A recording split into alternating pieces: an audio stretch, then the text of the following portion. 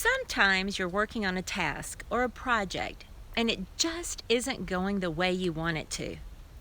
But what might happen if you give yourself a break?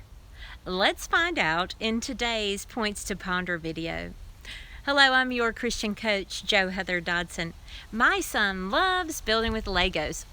Recently, he was working on an elaborate design born in his own imagination, and it just wasn't going how he wanted. I could hear him lamenting about the challenge from the other room. I peered in and saw the frustration written all over his face. I called out, "Hey, why don't you step away for a moment?" Believe it or not, he actually did just that. So what about you? Do you experience times when you just want to pull your hair out over a frustrating task that seems to be driving you crazy?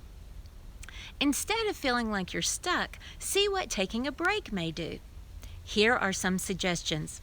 Number 1, move away from the task. If you are in your workplace or in your home, move away from that computer or paperwork or project. Go to another room. Give yourself 5 minutes. You might spend that time getting a coffee or chatting with a friend. Make it something easy that requires very little thought. After you come back, you may have the solution you need.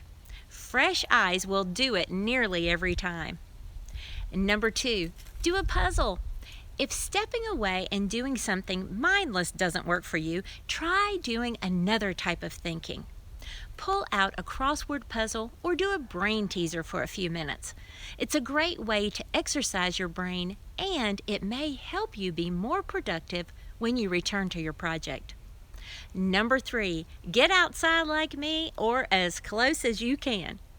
If it's too cold at this time of year for your break to include walking outside, find a nice window and just gaze out for a few minutes. Let your mind wander. Notice what you see. Is a breeze blowing? Or are you looking out at the clouds and the sky?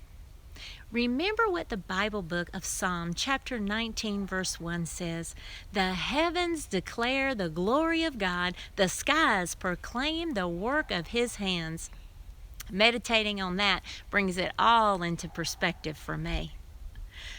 Give some of these tips a try. After my son took his break, he returned to his Lego creation with an idea that worked, and I know you'll have the same experience. I love collaborating on solutions for life with women just like you.